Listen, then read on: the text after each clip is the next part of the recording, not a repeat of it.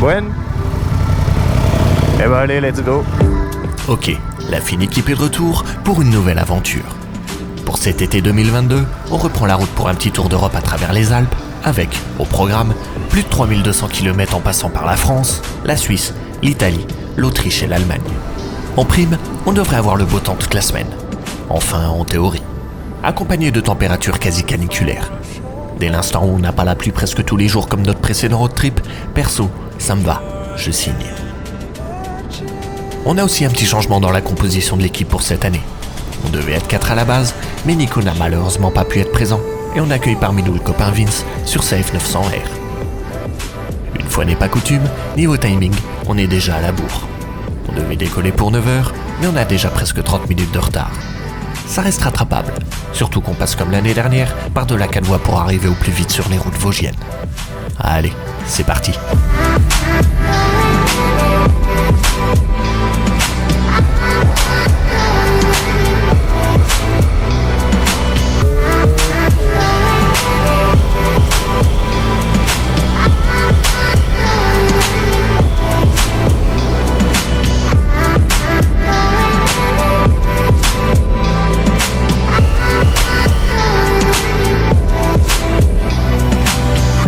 Après 2 bonnes heures, on quitte enfin l'autoroute pour arriver rapidement sur notre premier spot de la journée, qui est la grande cascade de Tendron. Située non loin de Gérardmer, c'est la plus longue chute d'eau des Vosges avec ses 32 mètres. Enfin, quand il y a de l'eau. On a affaire à un été particulièrement sec cette année, et le Grand Est ne déroge pas à la règle. Mais je me souviens de cet endroit pour y être venu étant plus jeune. C'est un coin bien sympa pour venir s'y promener un petit peu. Allez, on prend un peu de hauteur pour voir ça.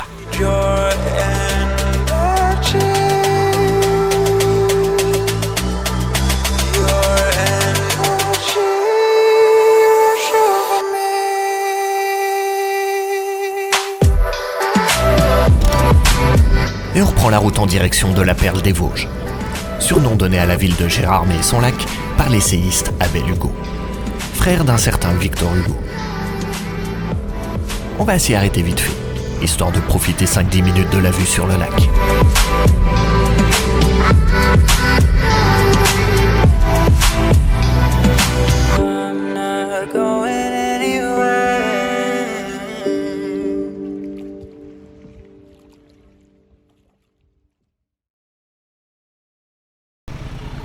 J'ai pas trop d'images du lac à te montrer.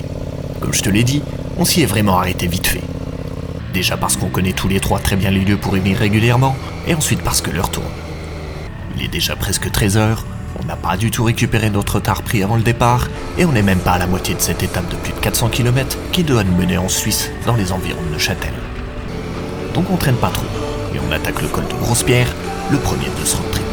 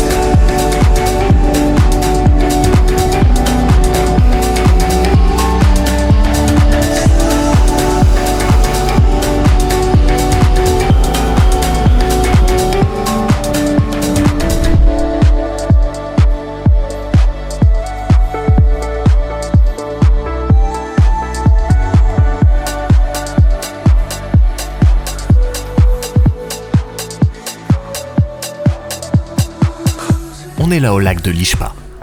Formé il y a plus de 10 000 ans lorsqu'un glacier a quitté cette dépression, il a petit à petit été recouvert par la végétation au fil des siècles, avant de disparaître en emprisonnant plusieurs mètres de tourbe.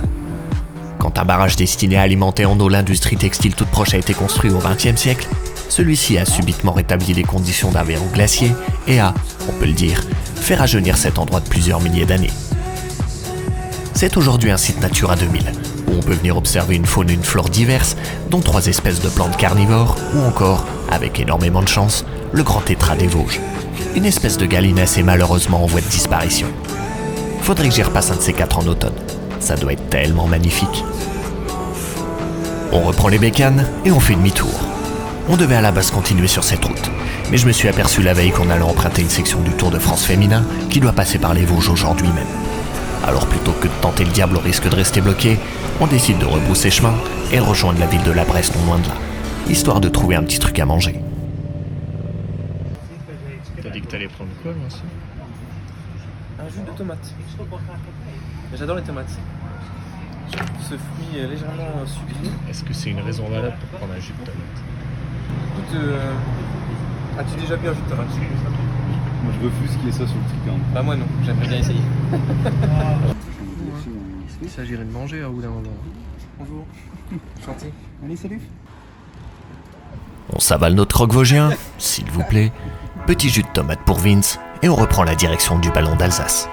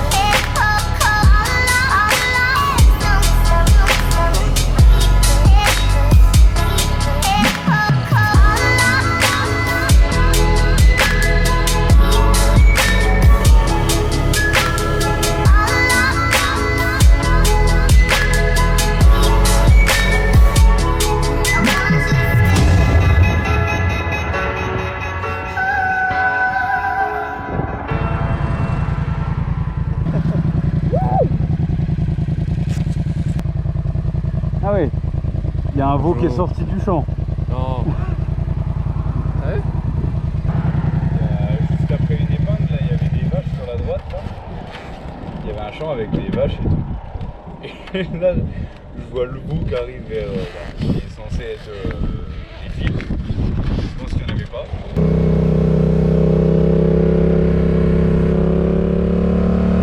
Je sais pas, il y a un truc qui se passe avec Raph. Entre ça et le chien de l'année dernière, il doit les attirer, c'est pas possible. Allez, on passe de l'autre côté de ce col, en direction du Jura, avec un petit arrêt prévu au bassin de Champagné.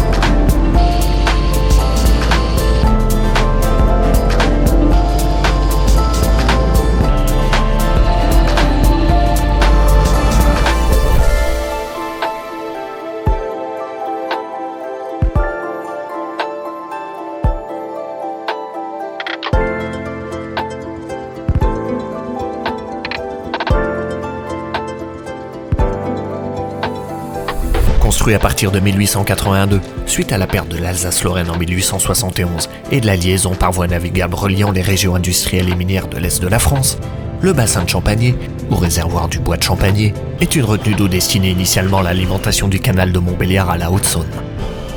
Ce canal, devant relier les parties restées françaises du canal du Rhône au Rhin à celui du canal de l'Est, n'a jamais été achevé, et a même été abandonné à la suite de la Première Guerre mondiale, qui rendit l'Alsace-Lorraine et ses voies navigables à la France. Ce bassin est aujourd'hui détourné de sa fonction première, et est devenu principalement une base de loisirs. Pour l'anecdote, du fait de multiples problèmes d'étanchéité, sa mise en eau définitive ne se fit qu'en 1938, soit 56 ans après la pose de la première pierre. Mieux vaut tard que jamais. On est maintenant sur une section qui doit nous faire contourner Belfort et Montbéliard. Une section pas vraiment intéressante, on va dire. On a hâte de retrouver les routes du Doubs et du massif du Jura, que j'avais bien appréciées l'année dernière.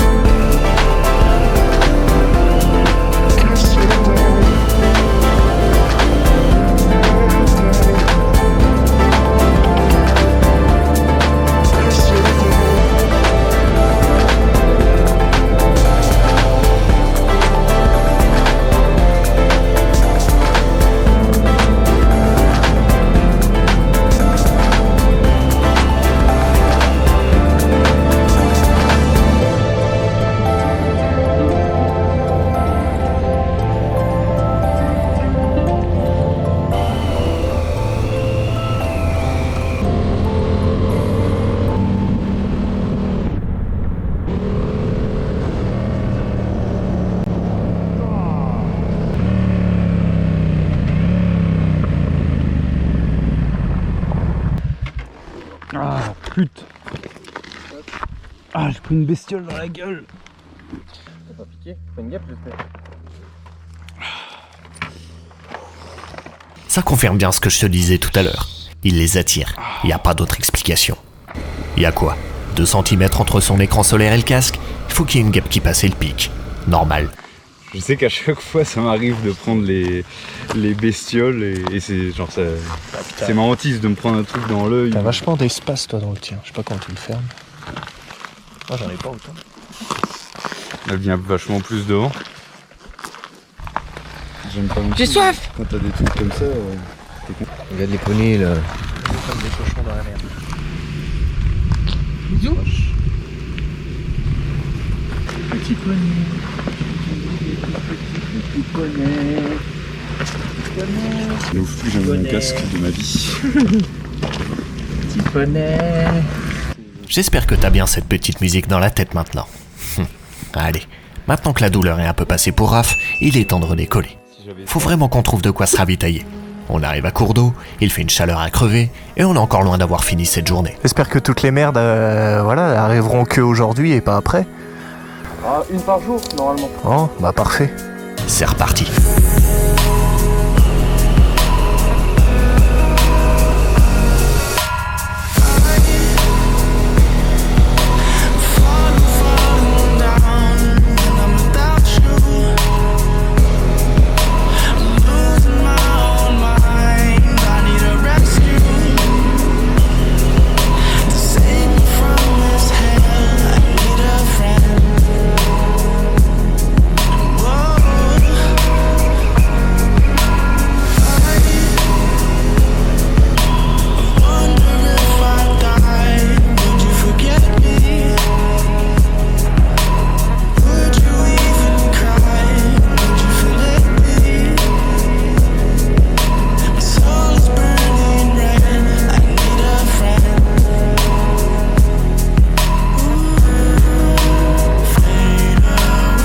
On s'arrête histoire de se recharger en eau, de boire un bon lit de chacun, et on découvre enfin le massif du Jura au loin.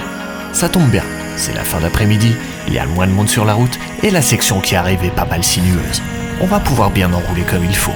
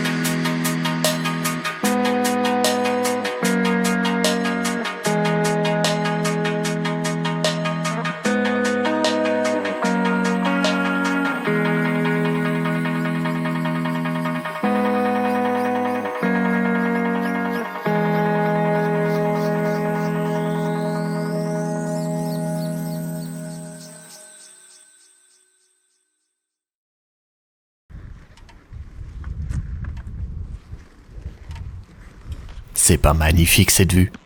On est sur ce qu'on appelle la corniche de Goumois, du nom du petit village que tu peux voir au loin en contrebas. T'as pu voir aussi la rivière du Doubs, ce qui signifie qu'on est juste à la frontière avec la Suisse. Encore 1 ou 2 kilomètres, quand Vince aura fini de faire le con. Visite Dognette.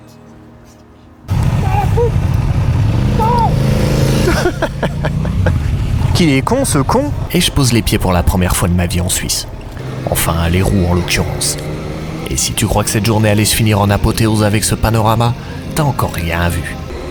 On prend la direction du sommet du Chasseral pour une dernière belle surprise.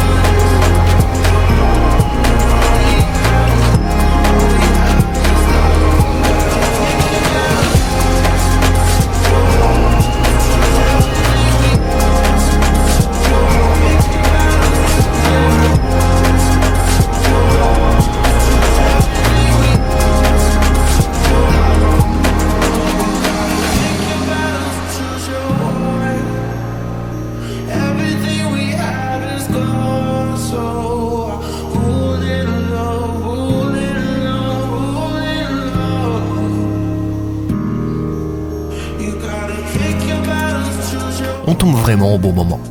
Il n'y a pas un chat sur la route, le bitume est excellent et les rayons du soleil couchant viennent baigner cette partie de la haute chaîne du Jura d'une couleur incroyable. On n'est plus très loin de notre objectif final. C'est le sommet que tu vois là en face.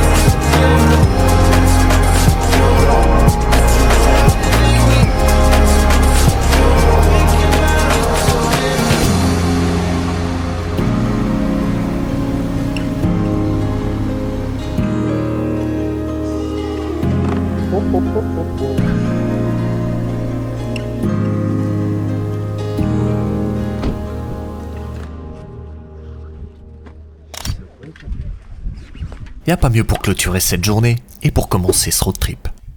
Un coucher de soleil, une vue parfaitement dégagée sur l'ensemble du plateau suisse jusqu'aux Alpes, en passant par les lacs de Neuchâtel, de Bienne et de Morat. Qu'est-ce que tu veux de plus sérieux? Un Vince qui gâche tes plans?